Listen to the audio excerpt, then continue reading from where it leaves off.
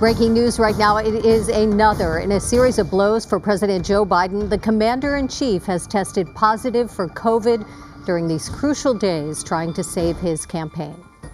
Good afternoon. This is the KTLA 5 News at 4. I'm Samantha Cortese. And I'm Sandra Mitchell. That news coming just minutes ago. It is the second of two hits today alone. Adam Schiff, one of the most powerful Democrats on Capitol Hill, added his voice to the chaos, saying the president must end his bid for a second term.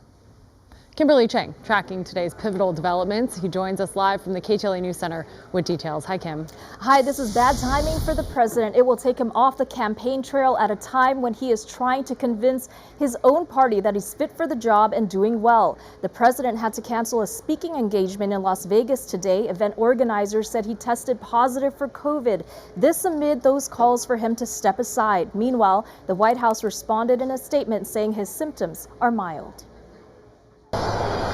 Public calls for President Joe Biden to quit the race have been growing for weeks. Now Representative Adam Schiff, who's running for California's U.S. Senate seat this year and heavily favored to win, joined the list, saying in a statement, quote, "While the choice to withdraw from the campaign is President Biden's alone, I believe it's time for him to pass the torch and in doing so secure his legacy of leadership by allowing us to defeat Donald Trump in the upcoming election." After Biden's halting debate performance against former President Donald Trump last month, roughly 20 congressional Democrats have called for Biden to step aside.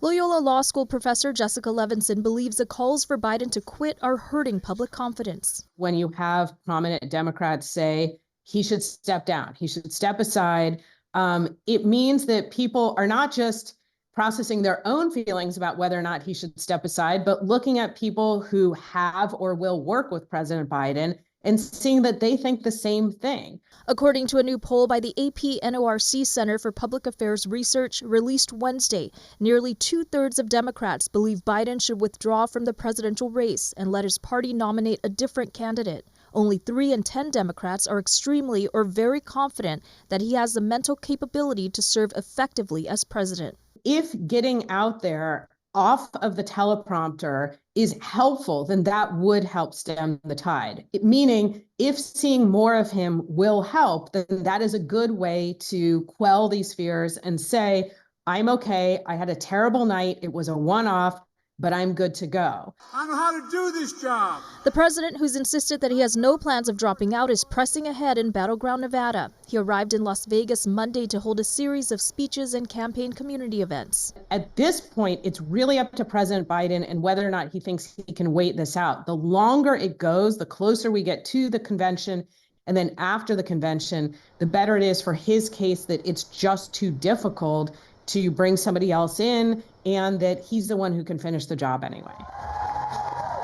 Meanwhile, Vice President Kamala Harris, the likely successor at the top of the Democratic ticket if Biden were to step aside, was in Michigan to talk about abortion access and made her first public comments on Trump's attempted assassination. One of the questions we now confront is about the way we should engage with one another in this campaign.